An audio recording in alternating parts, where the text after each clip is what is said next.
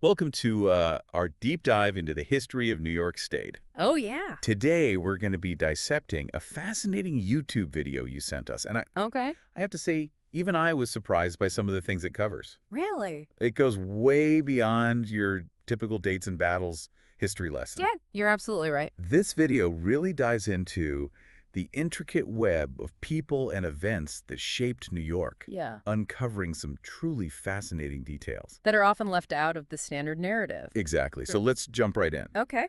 Did you know that people were living in what we now call New York State Mm. way back in 10,000 BC? That's right, long before Europeans arrived. Wow. Numerous Native American tribes called this land home, and their societies were far more complex than many people realize. It's incredible to think about. What can you tell us about these early inhabitants and the kind of societies they built? Well, they had sophisticated systems of agriculture engaging in farming practices tailored to the region.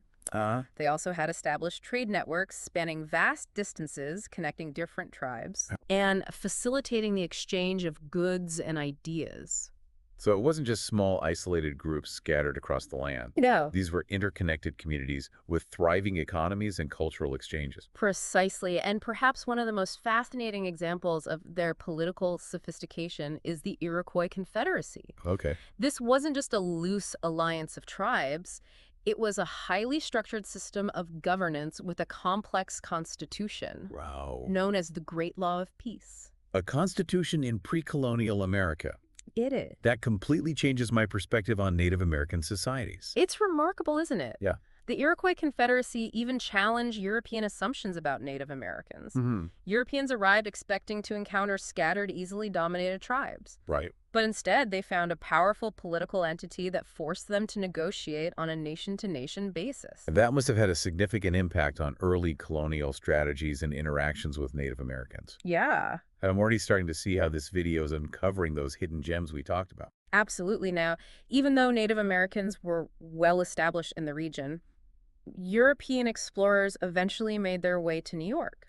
Okay. In the early 1500s, you have explorers like Giovanni de Verrazzano Okay. and Jacques Cartier sailing into New York Harbor, Uh-huh.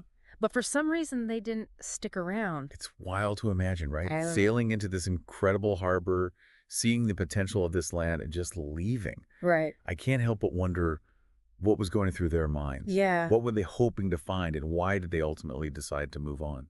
Well, in Verrazzano's case, he was searching for a westward passage to Asia, a common goal among European explorers at the time. Right. Cartier, on the other hand, was primarily interested in establishing a French presence in the New World. Okay. However, neither of them seemed to fully grasp the significance of what they had stumbled upon. Maybe they just weren't prepared for the realities of settling in a new land, especially one already inhabited by established societies like the Iroquois Confederacy. That's a very good point. Colonization is a complex process, and perhaps these early explorers simply weren't equipped or motivated to take on such a monumental task. It wasn't until 1609 that things really started to change with the arrival of Henry Hudson. That's right. He was sailing for the Dutch East India Company, right? That's correct. And unlike the previous explorers, Hudson was driven by a clear economic objective: the fur trade. Ah, so this is where the famous beaver pelts come into the picture. Exactly. Beaver pelts were incredibly valuable in Europe at the time, used for everything from fashionable hats to warm winter coats. Oh, wow. The Dutch saw New York as a potential gold mine for these furs, and Hudson's voyage confirmed their suspicions. This fur trade must have been a major turning point in the relationship between Europeans and Native Americans. Yeah. What were the long-term consequences of this economic interaction? Well, the fur trade had a profound impact on both sides. For the Dutch, it represented a lucrative source of wealth that fueled their colonial ambitions. However, for Native Americans, it often led to exploitation, displacement, and even conflict as competition for resources intensified. Right. It's a complex legacy with both positive and negative aspects. A story of intertwined fortunes and misfortunes, Indeed. as so often happens in history. The Dutch wasted no time in capitalizing on this newfound opportunity. Okay. In 1614, they built Fort Nassau near present-day Albany as a key trading post, Okay. marking the beginning of serious colonization efforts in the region. Okay, so this is where those early Dutch settlers we talked about earlier come in. What can you tell us about these families who made the daring decision to leave everything behind? Yeah. For a new life in this unknown territory, and it seems like a massive leap of faith, doesn't it? It certainly was driven by a mix of economic opportunity and the desire for a fresh start. These families braved a perilous journey across the Atlantic, facing harsh conditions and an uncertain future. Wow. They were essentially pioneers forging a new path in a world vastly different from their own. Their story is just as fascinating as the political maneuvering of the Iroquois Confederacy. Yeah. It reminds us that history is made by real people Yeah. making courageous and sometimes desperate choices. You're absolutely right. And by the mid-1620s, dozens of Dutch families had joined them, officially forming the colony of New Netherland. Okay. And in 1624, they established New Amsterdam right on the site of present-day New York City. Here we go, the birth of the Big Apple. Yes. But then things start to get a little, well, let's say confusing when it comes to the... You're referring to the back and forth between the Dutch and English, right? Exactly. New Amsterdam becomes New York, then back to New Amsterdam, Huh. then briefly New Orange, and finally New York again. It's like they were running out of ideas. Well, it wasn't quite as random as it might seem. Right. These name changes were deeply intertwined with the shifting political landscape of the time, reflecting the power struggles between European powers vying for control of this valuable territory. I'm picturing a map of New York with a little rename button that they kept hitting every few years. But all jokes aside, it speaks to the strategic importance of this region, doesn't it? This wasn't just some far-flung outpost. It was a prize worth fighting for. Absolutely. And despite the name changes, the colony continued to grow under English rule. Hmm. By the late 1700s, the population had exploded to around 168,000, Wow. drawing people from all over Europe. That's incredible growth in a relatively short period of time. Oh. What were the main factors driving this surge in population? Well, there were several contributing factors. Oh. Firstly, New York was seen as a land of opportunity, especially for those escaping hardship or seeking economic advancement. Right. Secondly, it offered religious freedom, attracting those fleeing persecution in Europe. And thirdly, it benefited from the general turmoil and upheaval happening in Europe at the time. So it was a combination of push and pull factors, people being pushed out of Europe by difficult circumstances and pulled towards New York by the promise of a better life. Exactly. And as more and more people arrived, the colony became a melting pot of cultures and identities, setting the stage for the diverse and dynamic New York we know today. It's fascinating to see how those early waves of immigration shaped the very fabric of the state. And of course, this influx of people would eventually lead to tensions and conflict, Right. especially when you consider the complex relationships between the European powers and the Native American tribes who already called this land home. You're right, and that's what we'll pick up in the next part of our deep dive, Okay. exploring the intricate dynamics between the French, British, and Native Americans in the region and the events that would eventually lead to the American Revolution. Let's stay with us. The story's just getting started. Welcome back to our deep dive into the history of New York State. Where we left off, New York was becoming this melting pot of cultures and identities, all under English rule. But as you might expect, the situation wasn't exactly peaceful. There were other players on the field, namely the French. Right, the French also had their sights set on North America. How did their presence in the region impact the dynamics with the British and Native Americans? Well, the French had established a strong presence in what's now Canada, and they were actively extending their influence southward. So you have these two European powers, the British and the French, essentially vying for control of the same territory that couldn't have been good for anyone caught in the middle, Right. especially the Native Americans. Exactly. And to complicate matters further, both the British and the French formed alliances with various Native American tribes, often pitting them against each other. It's a classic example of how European powers exploited existing rivalries to further their own agendas. It's tragic how often indigenous populations were drawn into conflicts that weren't their own. Absolutely. The French in particular had cultivated strong relationships with tribes like the Algonquin and the Huron, who were rivals of the Iroquois Confederacy, which was largely allied with the British. This set the stage for a series of conflicts known as the French and Indian Wars, which actually spanned several decades in the mid-1700s. Wow. I have to admit, I always thought the French and Indian War was a single event. Right. To think it was actually a series of wars over such a long period of time that puts things into a whole new perspective. It's a common misconception, and to understand the significance of these wars, we need to look beyond the battles themselves and consider the broader context. Okay. They were essentially a struggle for control of North America, with both the French and the British vying for dominance in trade resources and territory. So it wasn't just about skirmishes over land, it was about shaping the future of an entire continent. Exactly. And for the Native American tribes caught in the crossfire, these wars were devastating, leading to further displacement, loss of life, and the erosion of their traditional ways of life. It's a sobering reminder of the human cost of these imperial rivalries. Indeed, now, one of the key turning points in this struggle was the French and Indian War of 1754 to 1763, often considered the North American theater of the Seven Years' War, a global conflict that raged across multiple continents. Okay, so this is the war that's usually referred to when people talk about the French and Indian War. That's right, and it had a profound impact on the future of New York and the entire 13 colonies.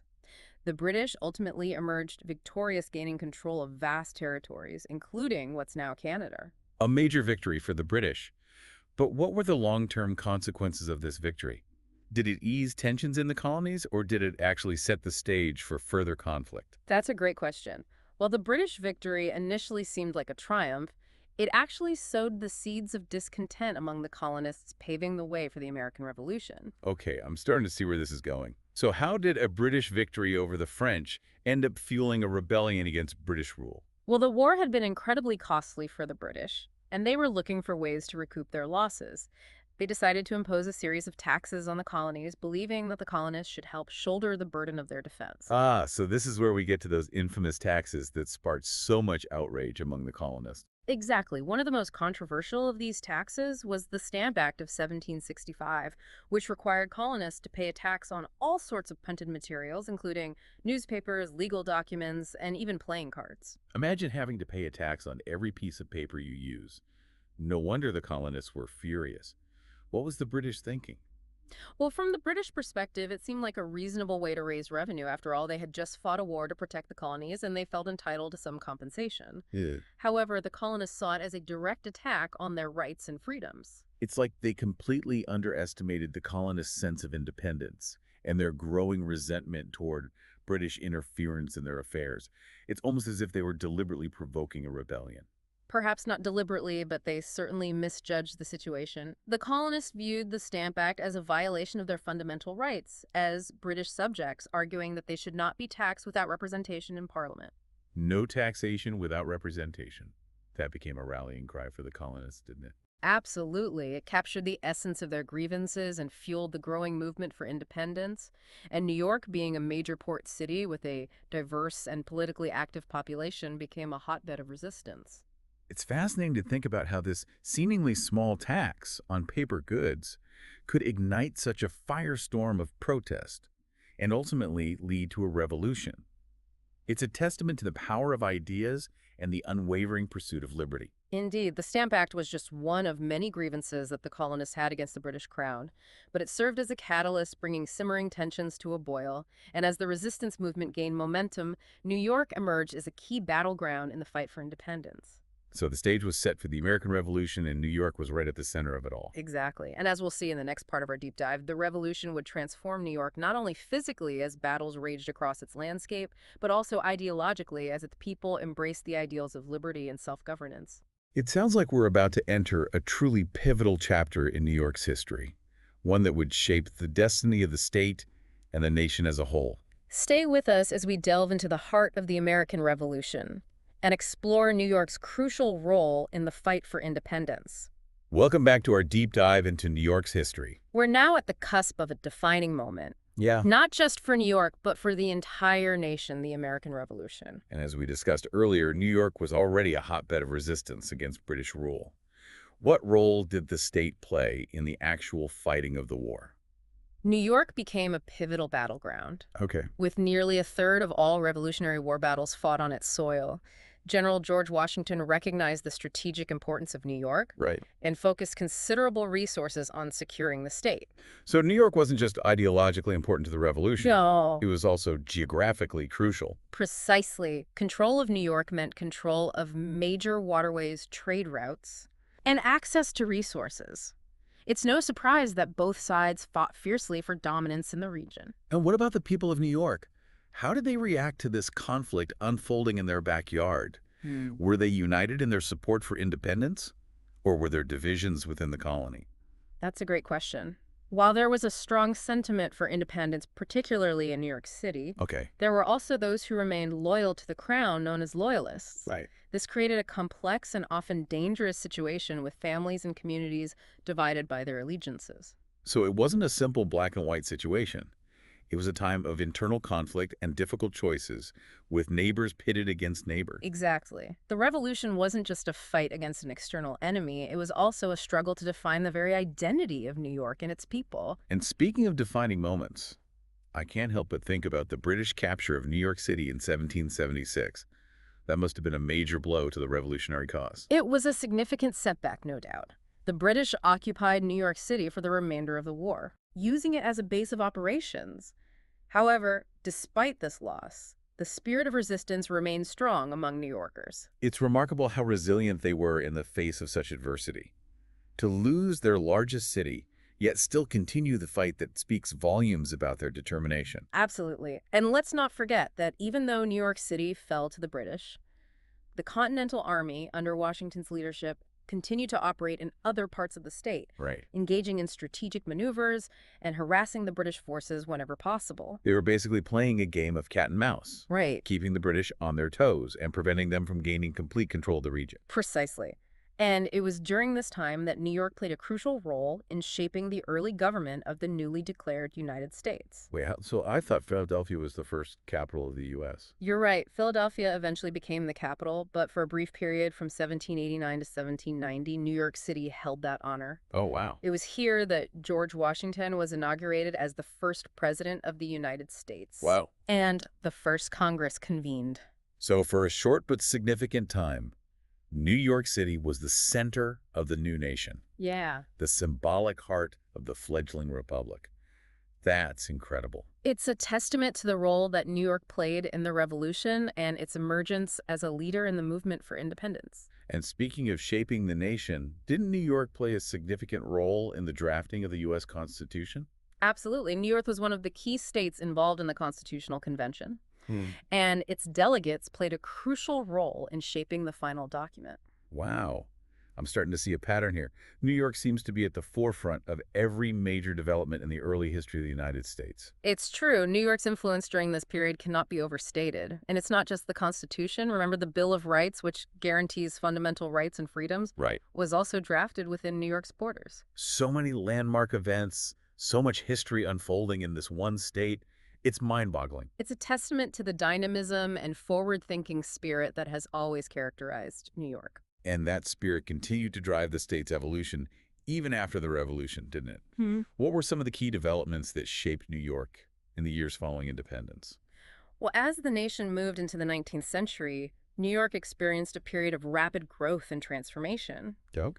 driven in large part by advancements in transportation and a shift toward industrialization. Right. The Erie Canal, for instance, was a game changer for New York's economy. It was a monumental undertaking connecting the Great Lakes to the Atlantic Ocean via a network of canals. Wow. This dramatically reduced transportation costs and time, opening up new markets for New York's goods and attracting waves of immigrants seeking new opportunities. I can imagine the impact this had on the state's economy. It must have been like a superhighway of commerce transforming New York into a global hub for trade. Exactly. The Erie Canal, along with the rise of steamboats and railroads, fueled the growth of cities like New York City, Buffalo, and Albany, turning them into bustling centers of industry and commerce. It's amazing to think about how these technological innovations literally reshaped the landscape of New York and set the stage for its future as an economic powerhouse. It's a classic example of how infrastructure can drive economic development and social change. But progress often comes at a cost, doesn't it? Mm.